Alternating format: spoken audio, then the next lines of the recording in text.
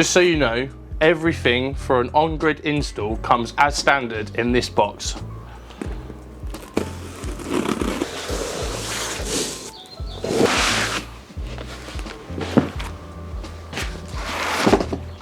Today we're installing the 6 kilowatt power module.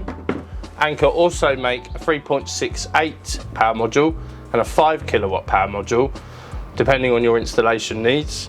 Anker do like calling this the power module, but as solar installers like us, we call it the hybrid inverter.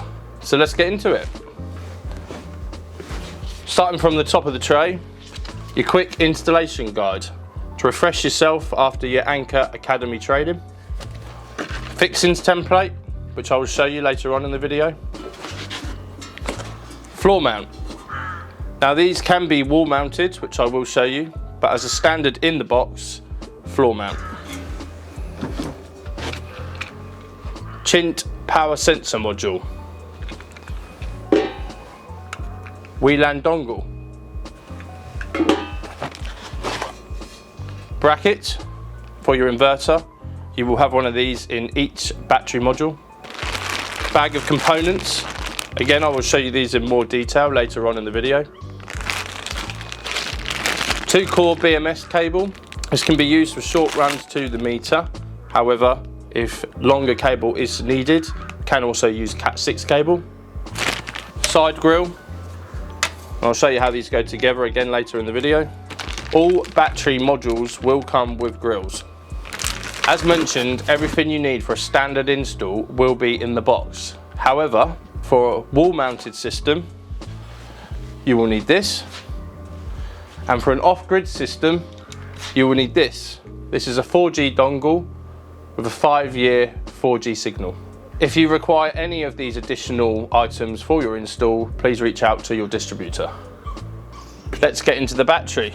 This is a 5 kilowatt hour X1 battery module. These batteries, as mentioned, are a 2-man lift, so I am going to ask Aaron from Anker to come and give me a hand. This is a 5 kilowatt hour battery module.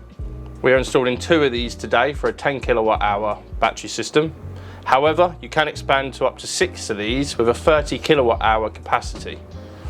Let me reiterate, everything you need for your install comes as standard in this box. Grills for the sides, brackets for the battery support, and your battery leads. These are all cut to size, no additional cutting or terminating is needed. These are for connecting battery to battery, battery to power module. Fixing screws should you need them. Now that I've shown you all the contents in the battery module and the power module, we now move on to our next video, which is our step-by-step guide for the installation.